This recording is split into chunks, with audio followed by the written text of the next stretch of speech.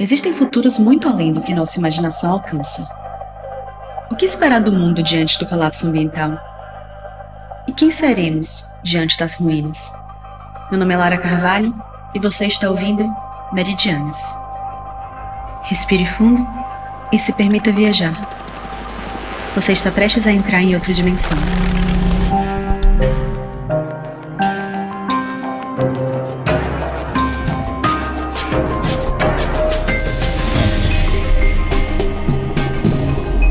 No episódio de hoje, O Sertão Vai Virar Mar, lado B, ou o making-off de um conto pós-apocalíptico.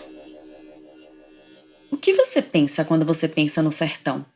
Você imagina uma terra rachada, marcada pela seca?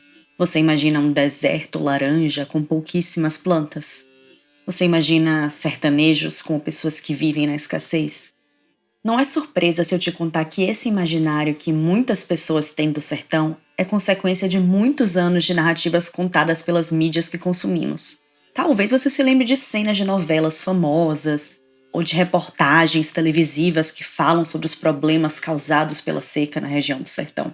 Na verdade, a própria definição de sertão no dicionário dá espaço para esse imaginário. Veja só a definição do dicionário da Oxford de Língua Portuguesa. Sertão. Substantivo masculino. 1. Região agreste, afastada dos núcleos urbanos e das terras cultivadas. 2. Terreno coberto de mato, afastado do litoral. 3. A terra e a povoação do interior, o interior do país. 4. No Brasil, toda região pouco povoada do interior, em especial a zona mais seca que é a Caatinga, ligada ao ciclo do gado e onde permanecem tradições e costumes antigos. Eu sou Lara Carvalho, criadora e diretora do podcast Meridianos. Hoje, vamos falar sobre o conto da semana passada, O Sertão Vai Virar Mar, escrito e narrado por Vitória Maria Matos. Se você está aqui hoje sem ter escutado o episódio anterior e não quiser spoilers, eu sugiro que escute o episódio anterior e depois volte aqui. Sabe o que eu descobri quando estava fazendo pesquisa para esse episódio? O grande dicionário Ruais da língua portuguesa acredita a origem da palavra sertão como vinda da palavra angolana museutão, que significa justamente interior, região distante da costa. Achei uma curiosidade interessante, mas talvez a gente dê muita ênfase ao distante. Essa noção de semiárido enquanto um lugar isolado e assolado por mazelas significa que muita gente não sabe da diversidade da fauna e da flora da região, da cultura rica e cheia de conhecimentos tradicionais do povo sertanejo, do quanto as pessoas aprendem a viver com a natureza e não só junto dela. Essa terra de pedras gigantes, canyons, cavernas cheias de vida e animais nunca vistos em outras regiões é o endereço de um misterioso deserto verde. A Caatinga pode ter uma aparência frágil, mas de frágil ela não tem nada. Símbolo de resiliência e adaptação, nela tudo se molda às condições de vida com pouca água. Chamada de bruta, seca ou cruel, ao cair das primeiras chuvas, ela ressurge bela e exuberante. Você sabia que a Caatinga é um bioma exclusivo do ecossistema brasileiro? E, ainda assim, é uma das regiões biogeográficas menos estudadas entre os nossos biomas. Em um artigo de 2011, publicado na revista Tropical Conservation Science, os pesquisadores Jean Carlos Santos e Nara Leal, Jarcelene Almeida Cortez, Wilson Fernandes e Marcelo Tabarelli apontaram para a diferença no volume de pesquisa científica sobre a Caatinga quando comparada com estudos sobre a Amazônia, a Mata Atlântica e o Cerrado. Dos 3.472 artigos publicados entre 1945 e 2008, somente 3%, aproximadamente, falavam sobre a Caatinga. De lá para cá, talvez o que os autores chamam de anemia institucional na pesquisa sobre a Caatinga tenha melhorado. Talvez o fato da floresta semiárida da Caatinga estar localizada predominantemente no Nordeste e ser uma das regiões com menos investimento em estratégias de conservação seja só uma coincidência, né? Bom, eis o que sabemos sobre a Caatinga. A sua vegetação característica pertence a um bioma global que é denominado de florestas e arbustais tropicais sazonalmente secos. E a Caatinga abriga a mais vasta diversidade de espécies desse bioma no mundo. Vale lembrar que todas as referências usadas para esse episódio estarão disponíveis no site do nosso podcast, www.luademaré.com/meridianos, tudo junto e sem acento. Bom, Secas recorrentes são parte da dinâmica do semiárido, mas os episódios de seca têm ficado cada vez mais extremos e duradouros. A última grande seca foi de 2012 a 2017, a mais longa desde o século XIX. Geralmente mostrada nos filmes como um lugar pobre e árido, muita gente pensa que na Caatinga não existe biodiversidade de plantas e animais. Mas aqui, a vida resiste com estratégias de sobrevivência que surpreendem até os mais experientes biólogos e cientistas, e possui muito mais a contribuir para as riquezas do país do que comumente se imagina. A Caatinga abriga centenas de espécies animais, entre mamíferos, aves, répteis, anfíbios e insetos. Eles possuem adaptações para sobreviverem em um local com um período muito longo de seca e outro muito curto de chuvas. Eles também demonstram uma grande amplitude de nicho alimentar, ou seja, a capacidade de consumir os alimentos típicos tanto de uma época como de outra. Eu e Vitória tivemos uma conversa apaixonada sobre a Caatinga. Mas antes de chegarmos nessa parte, acho que é importante apresentar vocês a Vitória, a autora do conto. Ou melhor, ela se apresentar a vocês. Oi, meu nome é Vitória Maria, sou natural do interior da Bahia, mas resido em Salvador. Sou multiartista, sou arquiteta urbanista também e tenho a literatura como o caminho para reinventar as minhas terras, todas elas. Então, acho que por esse caminho eu começo aqui com vocês. Muito prazer. E, agora sim, apresento a vocês a pesquisadora Mariana Santos de Jesus, que conversou com a gente sobre o tema. Olá a todos. Meu nome é Mariana, sou bióloga, sou mestre e doutora em recursos genéticos vegetais, mas acima de tudo sou sertaneja, eu sou filha do sertão, nasci e cresci ali vendo os elementos da Caatinga como parte do meu dia a dia e convivendo com esses elementos, né? E eu espero que hoje possa contribuir um pouco com essas discussões acerca do tema, falar um pouco sobre tudo aquilo que eu fui absorvendo na minha vivência acadêmica e não acadêmica também. Quando a gente fala em sertão, nós estamos falando de uma diversidade muito grande. O sertão não é só a Caatinga. Inclusive, tem muitos especialistas que hoje tentam enquadrar a Caatinga não como um bioma, mas como um conjunto de biomas. Mas quando você pensa no sertão em si, a primeira coisa que vem no lúdico, no consciente popular, é a ideia de um local com a terra seca, com uma diversidade de plantas espinhosas, de cacto. Se reporta a população, você vislumbra um povo de pele amarela, um povo sofrido, calejado pelo sol, pela seca. Isso eu estou te falando do que nós observamos quando você abre um livro de geografia, quando você observa minisséries e filmes que passam, né, são produzidos pela nossa mídia de modo geral. Mas se você quer ter uma real visão do que é sertão, tem que andar pelo sertão. Porque você vai desde os climas agrestes, às regiões que realmente são mais áridas, que tem essa característica que nós observamos, né, nas novelas, nos filmes, nos livros. Mas a gente tem um sertão que é muito múltiplo. Desde zonas verdes, com índices consideráveis de chuva, até regiões mais áridas, mais secas. O sertão ele é múltiplo. Não dá para conceituar o sertão numa paisagem, porque a gente tem uma diversidade muito grande de paisagens. Inclusive, dentro da Caatinga, existem variações do bioma Caatinga. Desde caatingas arbustivas, caatingas arbóreas, regiões com a caatinga decidual, semidecidual, ou seja, chove mais, chove menos, a taxa de queda de folhas é maior, é menor, a paisagem muda. Primeiro a gente tem que entender, que, como eu disse antes, que a Caatinga é um bioma jovem, né? Relativamente jovem quando a gente pensa em história geológica da Terra. Há 65 milhões de anos atrás, a Caatinga não tinha nem sequer pensado em se formar. Ela começa a surgir no momento em que tem o soerguimento das Cordilheiras dos Andes e que gera uma modificação climática muito grande no hemisfério sul. A priori, nós tínhamos, a nível de Brasil, 2 biomas, basicamente. Nós temos a floresta amazônica e a Mata Atlântica. Se a gente pega para ver o mapinha de biomas do Brasil, você vai ver que a Mata Atlântica está restrita agora ao litoral, às faixas litorâneas. Mas ela adentrava muito mais que isso, né? Ela se juntava, ela se unia na porção até a região centro-oeste do Brasil. Ela estava ali se transicionando diretamente com a floresta amazônica. A gente tem, inclusive, nesse momento, a bacia amazônica correndo em direção ao Oceano Pacífico. Ele não está indo para o Atlântico. A bacia amazônica, com todos esses rios de grande volume de água, corria em direção ao Oceano Pacífico. E com o choque das placas tectônicas, surge a Cordilheira dos Andes, ela muda não somente essa questão da geografia, com um novo elemento geográfico ali presente, mas ela muda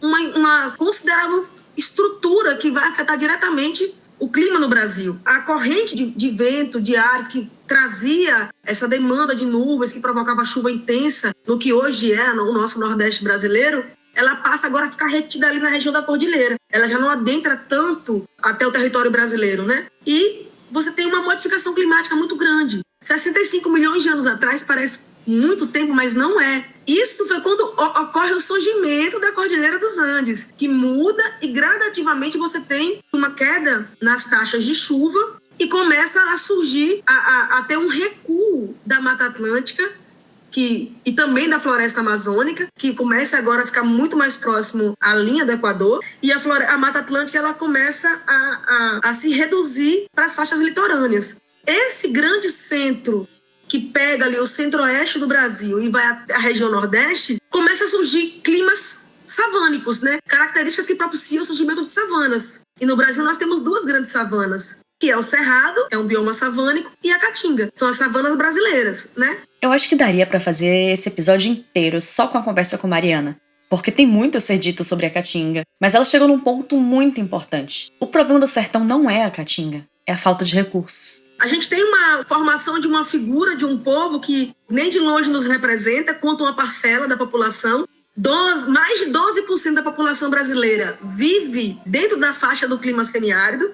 Na Bahia, em especial, a gente tem 48% da população da Bahia morando em faixas semiáridas. E as pessoas acabam se esquecendo de que o problema do Nordeste, do semiárido, não é a seca. A Caatinga não é um problema para nós. A Caatinga é o nosso bioma, a Caatinga é o nosso lar. Nós não é a seca não é um problema. Era aqui que eu queria chegar. A seca não é um problema. O problema é a ausência de políticas para convivência com a seca.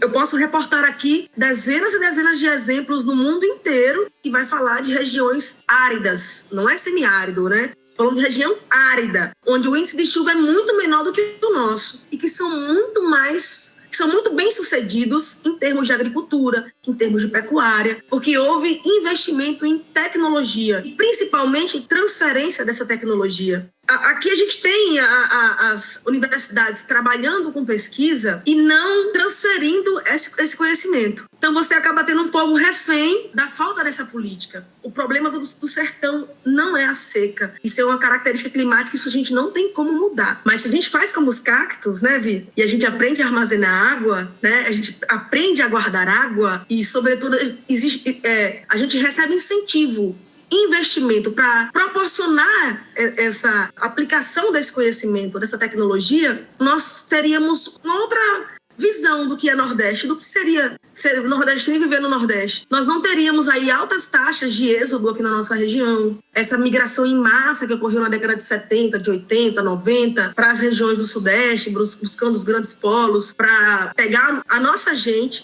Vocês devem ter feito a associação do título do episódio com a profecia feita pelo beato Antônio Conselheiro em 1833. No conto de Vitória, o mar de água doce preenche toda a vila de Torrente. Mas na vida real, o que pode acontecer é bem menos bonito que isso. Para saber mais, espera só um minutinho. A gente tem um breve intervalo e eu já volto para te contar.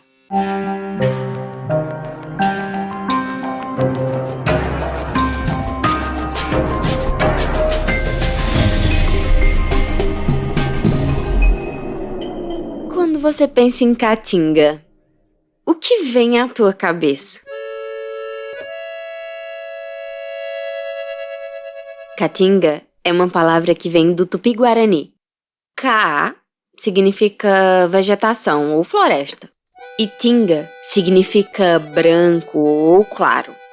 Talvez a imagem de uma paisagem seca e cinza é a primeira coisa que passa por aí.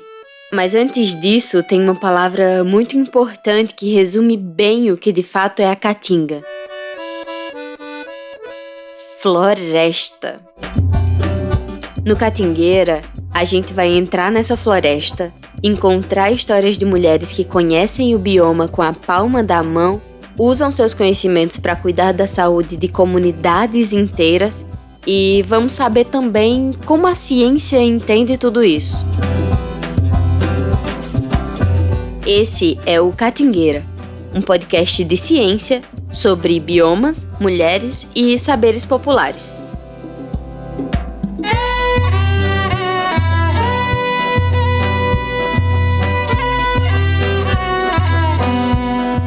Então, nos acompanhe a partir do dia 1º de julho, sempre às segundas em todas as plataformas de áudio.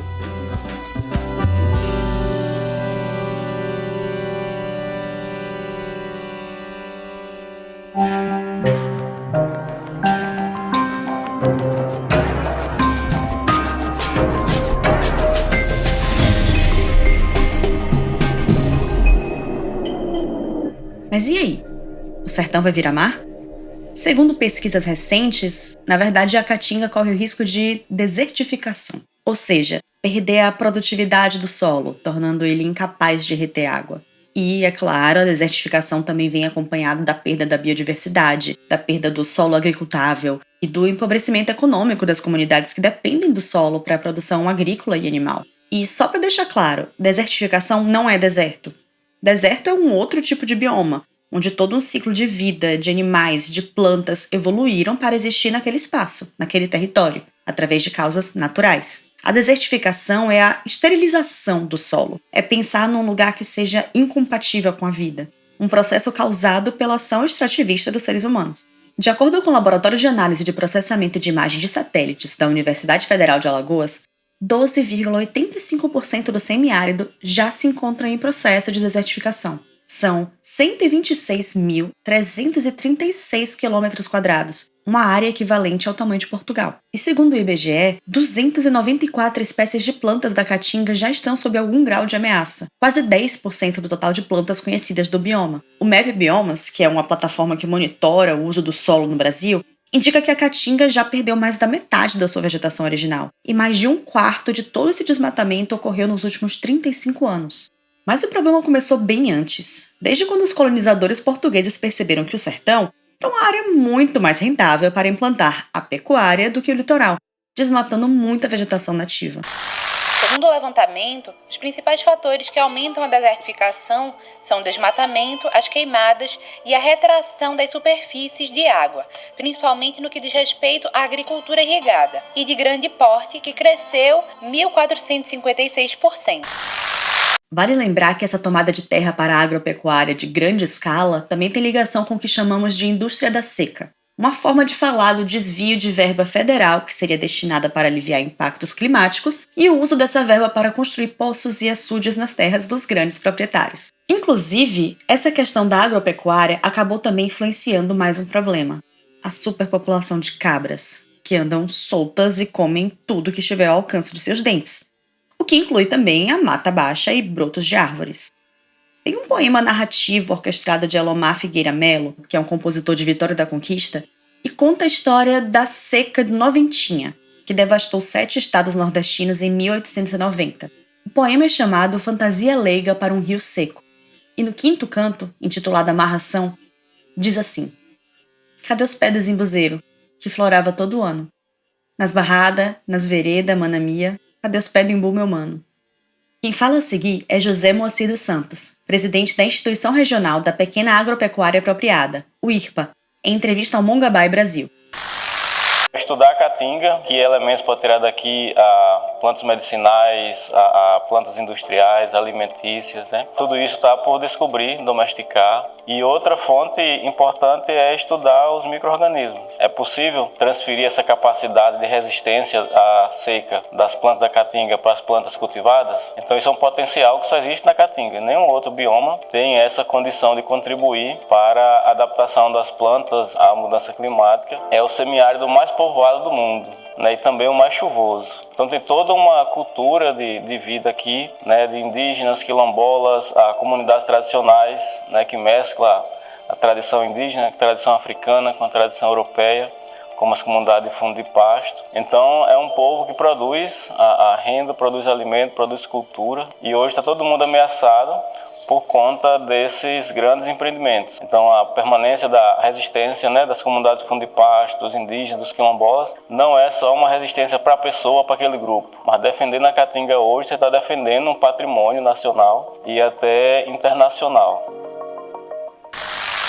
Desde 2009, o IRPA vem desenvolvendo um projeto de recatingamento, com o objetivo de recuperar áreas de caatinga, deixando que a própria natureza se encarregue disso, com o mínimo de intervenção humana. Então, resumidamente, são 3 bases para o recatingamento. Ambiental, recuperando áreas degradadas ou criando um plano de manejo para conservar o que está em bom estado. Produtiva, que é sobre a geração de outros tipos de renda que não seja cabra de corte. E social, que é melhorar as condições de vida para as pessoas das comunidades, como tecnologias para captação de água e saneamento básico. São ações que focam na fixação das famílias à terra, mantendo a Caatinga de pé. Ao todo, já são 3.000 famílias beneficiadas pelos projetos do IRPA. Esse amor pela Caatinga é algo que se percebe também no Conto de Vitória. O amor pela paisagem, pela natureza, pelas pessoas. Para falarmos sobre esse episódio, Vitória sugeriu chamarmos alguém que acompanhou o processo criativo dela.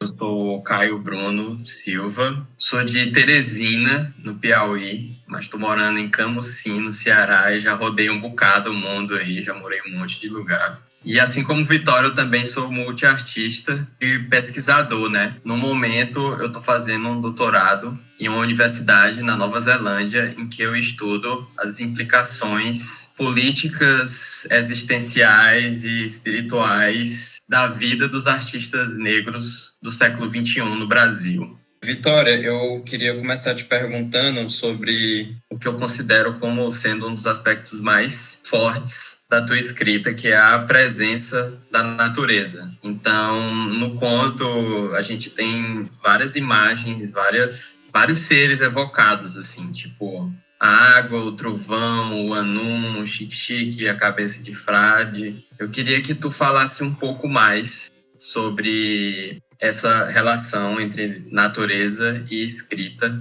O que tu tem para falar sobre a inserção da natureza no teu trabalho?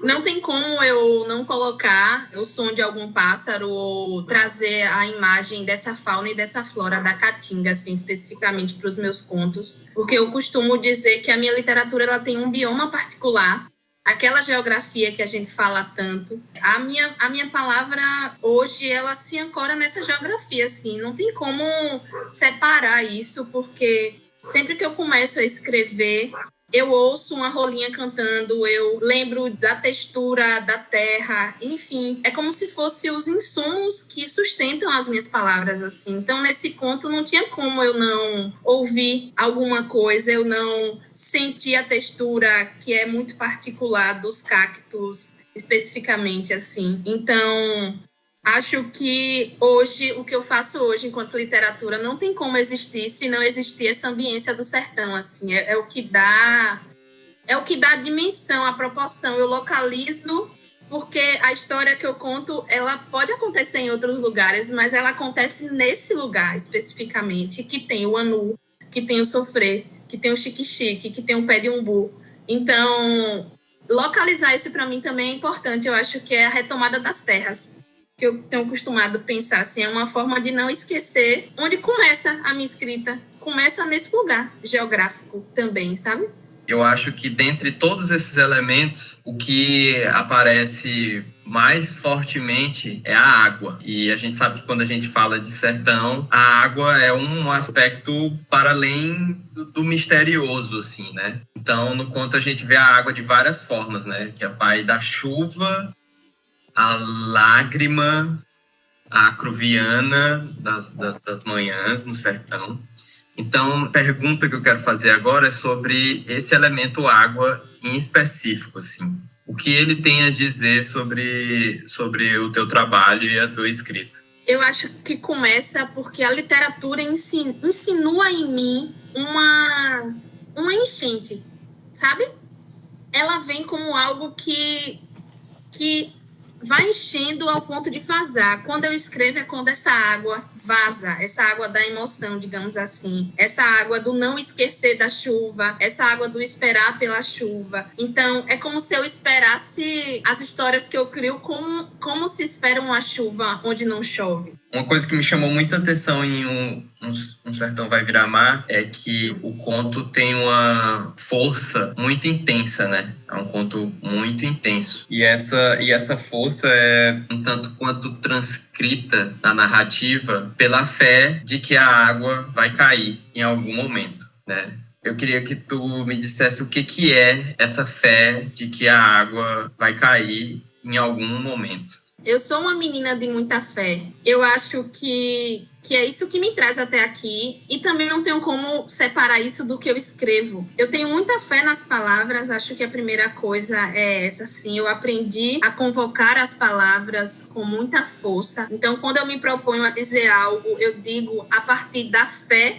sobre o que eu estou falando. Então, acho que a fé tem uma relação com quem é sertanejo também, que é muito forte. É a fé de que a bonança vai vir outra vez. Eu acho que se a gente foca na realidade que é tão dura, tão seca, a realidade da vida mesmo, para muitas pessoas, assim, a gente enlouquece. Então, a gente tem que criar uma estratégia para conseguir sobreviver no meio da falta. E eu acho que o que faz com que a gente sobreviva no meio das nossas faltas, sejam elas quais forem, é uma espécie de fé em alguma coisa. A gente tem que acreditar em alguma coisa. A fé também é uma forma de inventar a possibilidade de continuar vivendo. Para mim, eu acho que nesse conto a fé tem essa possibilidade de continuar fazendo com que a Vila de Torrente exista de alguma forma, porque ver aquele mundo seco e só um cacto, o cacto é a fé. O cacto é esse elemento que fez com que aquele juízo não rompesse, sabe? É alguma coisa que eu vejo, é uma faísca de alguma coisa que faz com que eu não me esqueça que tudo pode ser diferente. E por mais que eu esteja vivendo caos, alguma coisa pode me conduzir a fazer com que a vida seja diferente, ou simplesmente fazer com que a forma que eu olhe para ela seja diferente, torne as coisas mais possíveis assim. A fé na chuva nesse conto tem a ver com a fé na bonança, no que vem de bonito de novo, com a fé em um tempo mais justo. No conto de Vitória, a planta que salva o mundo da seca é a cabeça ou coroa de frade, um cacto originário do bioma da Caatinga. Ele é um cacto verde, arredondado e achatado, e seu corpo é formado por gomos, de onde saem seus espinhos. Quando esses cactos chegam na fase adulta, eles desenvolvem o cefálio, que é essa espécie de coroa que se forma no topo do cacto. A coroa tem um fundo branco, mas que pode ficar com espinhos vermelhos ou algumas flores rosas. No sertão, essa é uma planta muito utilizada para fins medicinais, como para questões nos rins e no intestino, mas também é usada como alimento, tanto para gente quanto para bicho. Alguns agricultores dão o cacto para seus animais porque ele tem uma boa reserva de água e de proteína, mas a planta inteira também pode ser usada para fazer bolos, doces, biscoitos. Os cactos, em geral, são muito associados à paisagem sertaneja e à caatinga, mas não apenas por serem facilmente encontrados na região, é porque os cactos representam resiliência, ou uma capacidade de se adaptar às mudanças. Às vezes, parece contraproducente chamar de resilientes as pessoas que precisam lidar com circunstâncias difíceis, com pouca ou nenhuma ajuda estrutural do governo. Muitas vezes são pessoas que não têm escolha senão a resiliência, a sobrevivência. Mas e se cada um de nós aprender a guardar um pouco de água dentro? Um pouco de resiliência, um pouco de esperança, um pouco de compaixão? Do que somos capazes quando toda essa água encontra uma forma de transbordar?